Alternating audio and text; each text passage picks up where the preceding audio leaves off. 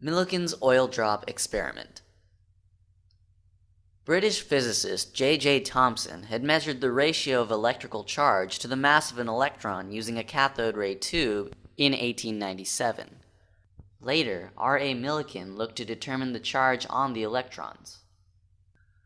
The famous method that he devised between 1906 and 1914 to measure the charge E of an electron is known as the Millikan's oil drop experiment.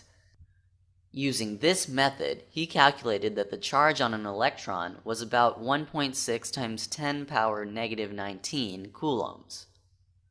In the Millikan's oil drop method, an atomizer produces oil droplets in the form of mist, which are sent through a plate of electrical condenser. There are different forces which act on the oil drop, including gravitational, electrostatic force due to electric field, and viscous drag force. The rate at which these drops fall were measured by observing them through a micrometer eyepiece of a telescope.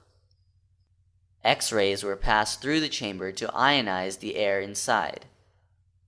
On colliding with gaseous ions, these oil droplets acquire charge. The rate at which these droplets fall can be controlled by changing the strength of applied voltage to the plate. With this experiment, he observed that the magnitude of electrical charge Q on the droplets is always a multiple of electrical charge E. That is, Q is equal to NE, where N is equal to 1, 2, 3, and so on.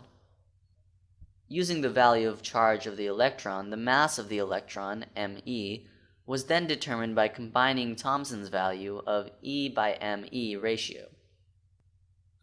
The value shown is the value of the mass of an electron.